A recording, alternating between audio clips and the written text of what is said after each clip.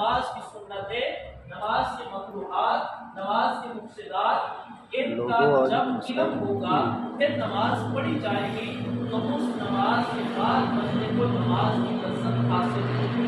اس موقع پر یہ میں آپ کو پیغام دینا چاہتا ہوں کہ آپ کوشش کریں، اکثر طالبات یہ کوشش کریں کہ نماز تو آپ پڑھتی ہوں، لیکن کیا نماز کو سمجھا بھی ہے؟ صرف نماز پڑھ لینے سے بلکہ وہ ثواب نہیں ملتا جو نماز سمجھنے سے ملتا ہے۔ اب نماز سمجھنے کا مقصد کیا ہے؟ نماز سمجھنے کا مقصد یہ ہے کہ آپ نماز کے ترجمے کو یاد کریں۔ نماز کا ترجمہ آپ کا یاد کرنا یہ اشد آپ کے لیے ضروری ہے۔ اگر آپ نماز کا ترجمہ یاد کر کے نماز پڑھیں گی، آپ نے اگر اپنی زندگی میں 5 سال نماز پڑھی ہے اور ترجمے کو یاد کرنے کے بغیر پڑھی ہے، تو آئیے نماز کا ترجمہ یاد کر کے اللہ کے حضور حاضر ہوں اور کھڑے ہو کر جب آپ کہیں گی اللہ اکبر اور آپ کا دل و دماغ اس بات کو تسلیم کر رہا ہوگا اے اللہ تو سب سے بڑا۔ اب ذرا سوچیں کہ اس وقت آپ کی نماز میں کیفیت کیا ہوگی جب آپ نے وضو کیا، مصلی پر کھڑی ہوئی اور آپ اللہ کی بارگاہ میں کھڑے ہو کر کہہ رہی ہیں اللہ اکبر اے اللہ سب سے بڑا۔ جب اس طرح آپ سبحان اللہم وبحمدک اے اللہ میں تیری پاکی بیان کرتی ہوں اور تیری تعریف کرتی ہوں، تبارک اسمک اے اللہ تیرا نام برکت والا ہے، وتعالی جدک اے اللہ تیری شان بہت بلند ہے۔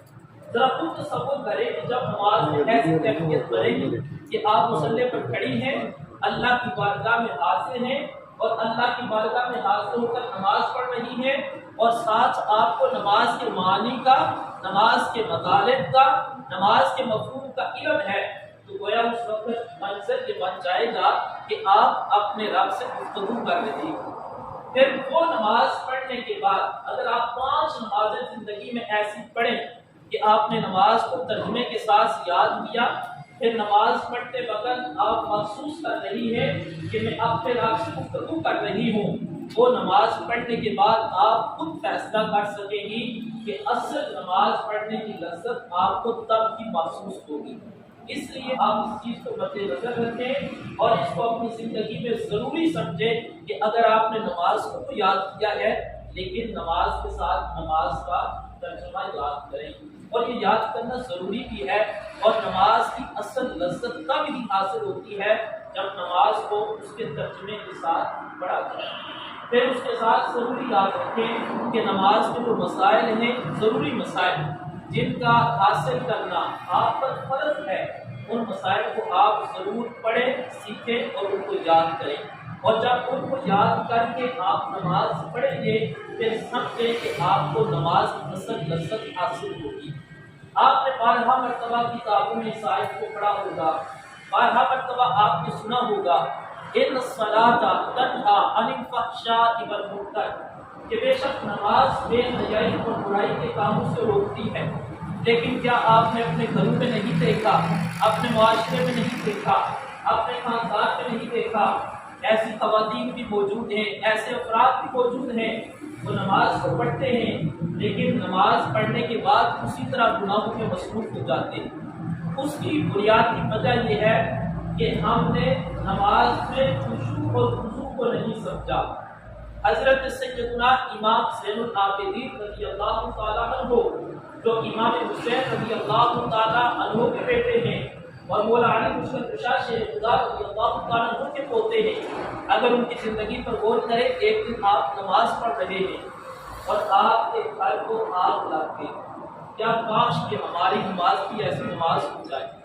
آپ نماز کی حالت میں اور گھر کو آگ لگ گئی، لوگوں نے شور مچا دیا کہ حضرت گھر کو آگ لگی ہے اور آپ نماز میں مصروف ہیں، نماز کو توڑ دیں اور گھر میں آ کر اپنے گھر کو بچائیں۔ آپ نے کیا کیا؟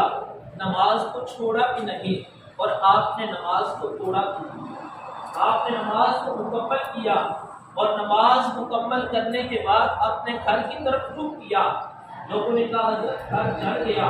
آپ نے کہا مجھے یقین ہے میں جس رب کی بارگاہ میں کھڑا تھا اور جس رب کی بارگاہ میں سجدہ کر رہا تھا اس رب نے میرے گھر کو محفوظ رکھا. آپ دیکھا تو جس طرح آپ کو بتایا گیا تھا کہ آگ لگی ضرور تھی لیکن آگ نے آپ کے گھر کو نہیں جلایا. یعنی ہمارا نماز اتنا یقین ہونا چاہیے اور اس طرح کی نماز پڑھے وہ نماز ہمیں برائی سے اور بے حیائی سے روک سکتی ہے. اور آج کی گفتگو میں جو تیسری آیت ہے پہلی آیت قد افلح المؤمنون اس کا ترجمہ میں نے بیان کیا. اس کے بعد ہے الذین هم فی صلاتهم خاشعون اور تیسری آیت ہے والذین هم عن اللغو معرضون. میرا موضوع تھا کہ کامیاب زندگی کیسے گزاریں. اس میں تین چیزیں. پہلی چیز ہے ایمان. دوسری چیز میں نے بتائی ہے نماز اور نماز کو خوشو اور خضوع. اور تیسری چیز بڑی اہم ہے تو یہ ہے کہ والذین هم عن اللغو معرضون. وہ لوگ جو اپنے آپ کو بے حیائی اور برائی اور بے ہودہ گفتگو سے بچاتے ہیں. حضرت سیدنا معاذ بن جبل رضی اللہ تعالیٰ عنہ نے حضور علیہ السلام کی بارگاہ میں ایک سوال کیا. سوال کیا تھا کہ اے اللہ کے محبوب مجھے کوئی ایسا عمل بتائیں کہ میں اس بات پر عمل کروں اور اس کے بدلے اللہ تعالیٰ مجھے جنت میں داخل فرما دے. اب دیکھو سوال کیا ہے اور اس سوال کے جواب میں اللہ کے رسول علیہ السلام نے کیا فرمایا. سوال یہ تھا کوئی ایسی چیز بتائیں جس پر عمل کروں اور میں سیدھا جنت میں داخل ہو جاؤں. حضور علیہ السلام نے فرمایا کلمہ توحید کے بارے میں, کلمہ رسالت کے بارے میں, اس کے بعد نماز روزہ زکات ہر ان چیزوں کے بارے میں بتایا. اور پھر اللہ کے رسول علیہ السلام نے اپنے ہاتھ مبارک کے ساتھ اپنی زبان مبارک کو اپنے ہاتھ میں لیا اور حضور علیہ السلام نے فرمایا اے معاذ کیا میں تمہیں ایسی چیز بتا دوں اگر تم اس کی حفاظت کرو تو اس کی حفاظت کرنے کی وجہ سے اللہ تعالیٰ تمہیں جنت میں داخل فرما دے گا.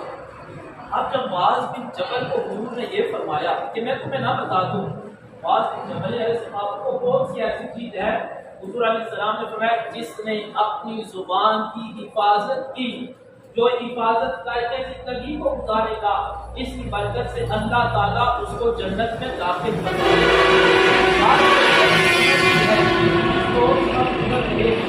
ہمارے گھروں کے اندر, ہمارے اداروں کے اندر, ہمارے گاؤں کے اندر, ہمارے شہر کے اندر ایک ایسا ماحول بنا ہوا ہے کہ اس ماحول میں زندگی کو کامیاب زندگی گزارنا بہت مشکل بن چکا ہے. تو آئیے کامیاب زندگی گزارنے کے لیے ایک اصول یہ بھی ہے کہ ہم اپنی زبانوں کی حفاظت کریں. اب کیا ہے معاشرے میں جتنے افراد نے روزہ رکھا ہوتا ہے, مردوں نے بھی رکھا ہے, خواتین نے بھی رکھا ہے, لیکن کیا کبھی ہم نے سوچا کہ روزہ رکھ کر بھی جو روزے سے پہلے ہماری کیفیت تھی, ہم غیبت, چغلخوری, ایک دوسرے کے بارے میں برا سوچنا, برا کرنا اور بری گفتگو کرنا, اگر اس سے اپنے آپ کو بچا لیں تو سمجھ لو کہ ہم نے اپنی زبان کی حفاظت کی. یہ جو چیزیں غیبت, چغلخوری, جھوٹ بول دینا, کسی کے خلاف بات کرنا, کسی کے خلاف سازش کر دینا اور ہمیشہ کسی کے بارے میں برا سوچنا, برا کرنا اور برا بولنا, یہ وہ اعمال ہیں جو ہماری نیکیوں کو ضائع کر دیتے ہیں. اس لیے ضرورت اس عمل کی ہے کہ ہم اپنی زبانوں کی حفاظت کریں. ہم سب کو پتا ہے کہ جھوٹ بولنا کتنا بڑا گناہ ہے, جس کے بارے میں اللہ تعالیٰ فرماتا ہے لعنت اللہ علی الکاذبین, کہ جھوٹوں پر اللہ کی لعنت ہوتی ہے. ہمیں پتا ہے, پتا ہونے کے باوجود اگر کسی دن رات کو سوتے وقت حساب لگائیں تو ممکن ہے ہم نے پورے دن میں 50 کے قریب جھوٹ بولے ہوتے ہیں. اور وہ جھوٹ کیسے ایک جھوٹ کو چھپانے کے لیے دوسرا, دوسرے کے لیے تیسرا, کرتے کرتے ایک جھوٹ کے لیے کم از کم 50 جھوٹ آرام سے بول دیے جاتے ہیں. تو کوشش کریں کہ ہم اپنی زبانوں کی حفاظت کریں. جس نے اپنی زبان کی سطور میں حفاظت کر لی, اس کے جتنے تقاضے ان تقاضوں کو پورا کر لیا تو سمجھ لو کہ اس نے اپنی زندگی کو کامیاب زندگی بنا دیا. کیا آپ سب کوشش کریں کہ اپنی زبان کی حفاظت کریں, جو بھی چیزیں سنیں اور گھروں میں جا کر بتائیں، اپنے بھائیوں کو بتائیں، عزیز و قائدین کو بتائیں، اپنے والدین کو بتائیں، اس نیکی کے پیغام کو دوسرے تک عام کریں۔ ہو سکتا ہے جس کو آپ نے بتایا ہو اس نے اس پر عمل کر لیا ہو اور اس کا عمل کرنا آپ کی بخشش کا ذریعہ بن جائے۔ اور چوتھی اہم بات یہ ہے کہ آپ کو پتہ ہے آج کل ہمارے گھروں میں اور ہمارے پاس ایک ایسی چیز موجود ہوتی ہے کہ جس کے ذریعے ہم اپنی زندگی کو کامیاب بھی بنا سکتے ہیں اور ناکام بھی بنا سکتے ہیں۔ عزیز طالبان، وہ ہے موبائل۔ اس موبائل کے معاشرے میں بے حد نقصانات ہیں اور میں یہ کہتا ہوں کہ موبائل اس کے ذریعے دو چیزیں ہیں، ایک آپ جنت میں جا سکتی ہیں اور ایک آپ جہنم میں جا سکتی ہیں اگر اس موبائل کا استعمال درست طریقے سے کیا جائے۔ جیسے کچھ دن قبل میں نے سورہ نور کا ایک کورس کروایا تو میرے پاس 400 طلباء و طالبات نے وہ کورس کیا۔ اب وہ موبائل کے ذریعے تھا۔ مثال کے طور پر میں نے اپنے موبائل کے اندر قرآن پاک رکھا تھا، زندگی ہے صبح اٹھتے ہی قرآن پاک کی تلاوت، کہیں سفر پر ہوں تو راستے میں قرآن پاک کی تلاوت۔ اب ایک اس طرح کے ذرائع کے لیے اگر موبائل کو استعمال کیا جائے تو کیا سمجھتی ہیں کہ موبائل جنت میں لے کر جائے گا تو اگر آپ موبائل کا استعمال درست کریں، پہلی تو کوشش یہ کریں کہ موبائل کا کم استعمال ہو۔ موبائل کا زائد استعمال ایمان کے لیے بھی نقصان دہ ہو سکتا ہے اور آپ کی جان کے لیے بھی اور آپ کی صحت کے لیے بھی نقصان دہ ہو سکتا ہے۔ اس کا استعمال کم کریں اور جب استعمال کریں تو اس وقت ایک ہمارا ذہن بنا ہوا ہے، میرے ہاتھ میں موبائل ہے، کمرہ بند ہے، کوئی دیکھنے والا نہیں، میں کیسے موبائل کا استعمال کر رہی ہوں۔ یہ یاد رکھیں کہ جب آپ کے ہاتھ میں موبائل ہوتا ہے کوئی آپ کو دیکھنے والا نہیں ہوتا ظاہری طور پر، لیکن یہ یقین رکھو کہ اللہ تعالیٰ اس وقت بھی دیکھ رہا ہوتا اور فرشتے آپ کا حساب لکھ رہے ہوتے ہیں۔ تو کوشش کریں کہ موبائل کا جو ناجائز استعمال ہے اس سے اپنے آپ کو بچائیں، اس کا اچھے طریقے سے استعمال کریں۔ مثال کے طور پر کسی نے ایک ویڈیو بنائی اور وہ بے حیائی پر مشتمل تھی، بنانے کے بعد اس کو سوشل میڈیا پر اپلوڈ کر دیا۔ اب کیا ہوا، وہ ویڈیو لاکھوں لوگوں تک پہنچ گئی، ایک نے دیکھا، دوسرے نے دیکھا، آگے شیئر کرتے آپ کا جو برائی پر مبنی پیغام تھا لاکھوں لوگوں تک پہنچا۔ اب بتائیں کہ وہ لاکھوں لوگوں نے دیکھا، انہوں نے گناہ کمایا، اس سارے کے سارے گناہ کی بنیاد جس میں وہ ویڈیو تیار کی اور اس کو اپلوڈ کیا۔ تو اس لیے اگر اس کے برعکس کریں، ایک اچھی ویڈیو ہو، حدیث پاک ہو، دینی بیان ہو، قرآن پاک کی تلاوت ہو، نعت پاک ہو، کسی بزرگ کا اچھا قول ہو، آپ نے اس کو تیار کیا، اس کو آپ نے سوشل میڈیا پر اپلوڈ کیا، اب لاکھوں لوگوں تک آپ کا پیغام کیا، ان میں سے ایک نے سنا، کہیں نے عمل کیا، کہیں نے آگے شیئر کیا، تو سارے کا سارا سوال آپ کے نامۂ اعمال میں لکھا جائے گا۔ اس لیے کوشش کریں کہ زندگی ہماری بڑی عارضی ہے۔ میرے خیال میں ایک عالم کی گفتگو نے یہ بات بیان کی کہ ہم بہت تیاری کر رہے ہیں، بہت زیادہ مصروف ہیں، صبح و شام لگے ہیں اس کے لیے کہ اپنی زندگی کے لیے اگر ہم غور کریں کہ زندگی کے لیے ہم محنت کر رہے ہیں، زندگی عارضی ہے۔ کیا آپ نے نہیں سنا یا میں نے نہیں دیکھا کہ ہم نے اپنی آنکھوں سے یہ مناظر دیکھے، کتنے جوانوں کے ہم نے نماز جنازہ کو پڑھا، کتنی بیٹوں کے نماز جنازہ کو پڑھا ہے، جو جوانی کی حالت میں دنیا سے گئی، اچانک موت آئی جو چلے گئے، دنیا سے چلے جانا ہے۔ اس لیے کوشش کریں کہ جانے سے پہلے کم از کم وہ زندگی ختم ہونے والی ہے اور اس کے بعد ایک زندگی شروع ہونی ہے، وہ زندگی میں ختم نہیں ہونا، وہ ہمیشہ رہنے والی زندگی ہے۔